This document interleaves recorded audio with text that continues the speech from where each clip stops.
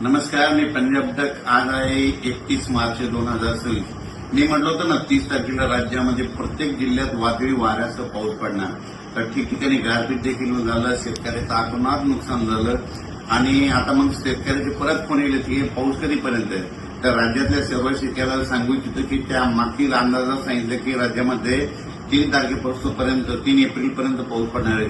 तर सांगायचं झालं तर 31 तारीख, 1, 2, 3, 4 एप्रिल आणि 5 एप्रिलपर्यंत राज्यामध्ये असंच अवकाळी पावसाचं सावट राहणार आहे. म्हणून हा अंदाज सर्व शेतकऱ्यांनी लक्षात घ्यायचा.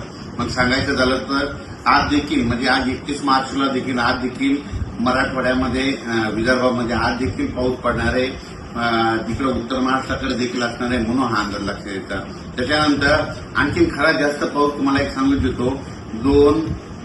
2 एप्रिल आणि 3 एप्रिलच्या दरम्यान आणखीन जरा वादळी वाऱ्यासारखा गारपिटीसह पाऊस पडणार आहे. म्हणून तुम्हाला सांगू इच्छितो नंदुरबार जिल्हा झालं, धुळे जिल्हा झालं, नाशिक जिल्हा झालं, मुंबई, ठाणे, त्याच्यानंतर इगतपुरी, नाशिक, त्याच्यानंतर अहिल्यानगर, त्याच्यानंतर जालना जिल्हा झालं, संभाजीनगर झालं, जळगाव जिल्हा झालं, धुळे, नंदुरबार, जळगाव, बुलढाणा जिल्हा, अकोला जिल्हा, अमरावती, वर्धा, नागपूर, भंडारा, गोंदिया, चंद्रपूर, यवतमाळ, वाशिम, हिंगोली, नांदेड, परभणी, लातूर, बीड, धाराशिव, त्याच्यानंतर जालना, त्याच्यानंतर अकोला, अमरावती ह्या पट्ट्यात आणि त्याच्यानंतर इकडं साताऱ्यापासून म्हणजे कोल्हापूर, सातारा तसेच पुणे ते तसा पट्टा संगमनेर, अहिल्यानगर, जळगावपर्यंत चांगल्या स्वरूपाचा पाऊस पडणार आहे. काही काही ठिकाणी खूप गारपीट पाहायला भेटणार आहे. गारपीट देखील होणार आहे. म्हणून ज्यांचं कांदा असेल, गहू असेल त्यांनी काळजी करून घ्यावी. या पावसामध्ये विजेचं प्रमाण जास्त आहे. म्हणून शेतकऱ्यांनी झाडाखाली थांबू नये, आपली पाळीव प्राणी पशुधन झाडाखाली बांधू नये.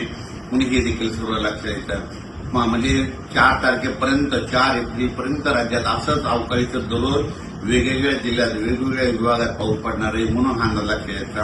आणि 5 एप्रिलला फक्त नागपूरमध्ये, वर्धा, भंडारा 5 तारखेला तिकडं जाईल आणि 6 तारखेपासून राज्यातलं वातावरण कोरडं होईल.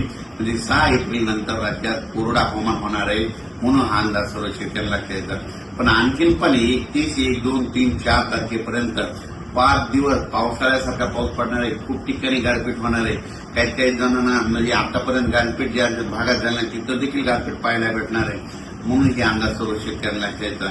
खास करून शेतकऱ्याला सांगू इच्छितो जे कांद्याचा पट्टा आहे म्हणजे साताऱ्यापासून ते असा बारामती, पुणे म्हणजे जवळपास 150 गाव आहेत. तर पुणे असा कोकणपट्टी, त्याच्यानंतर अहिल्यानगर, बीड जिल्हा, संभाजीनगर, इकडे नाशिक, जळगाव ह्या पट्ट्यामध्ये जरा जास्त गारपीट होणार आहे.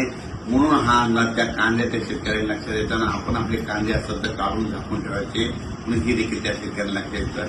मराठवाड्यात देखील गारपीट होणार आहे. मराठवाड्यात देखील काय होणार आहे, परभणी जिल्ह्यात इकडे पालम तालुक्यामध्ये, इकडे नांदेड भागामध्ये होणार आहे. इकडे जिंतूर, वालोर जिंतूर परिसरामध्ये होणार ही देखील मराठवाड्याच्या परभणी जिल्ह्यातल्या शेतकऱ्यांना अंदाज लक्षात येतात.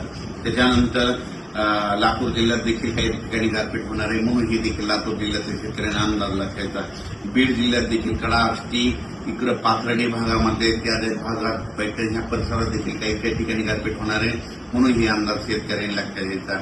म्हणजे सांगायचं झालं तर अकोला जिल्हा, बुलढाणा जिल्हा, तर बुलढाणा जिल्ह्यात घाटाच्या खाली म्हणजे शिंदखेड ते बुलढाणा, चिखली त्या परिसरानं घाटाच्या खाली खूप प्रमाणात मोठ्या प्रमाणात गारपीट होणार आहे. म्हणून शेतकऱ्यानं आपली जनावरे, पाळीव प्राणी, पशुधन व्यवस्थित ठिकाणी ह्या 4 एप्रिलपर्यंत बांधून ठेवून स्वतःचं संरक्षण करायचं. अकोला जिल्ह्यात देखील गारपीट होणार आहे. अमरावती जिल्ह्यात देखील होणार आहे. वर्धा जिल्ह्यात देखील गारपीट होणार आहे. यवतमाळकडे देखील होणार आहे. म्हणून हा अंदाज सर्व शेतकऱ्याला लक्षात येतात.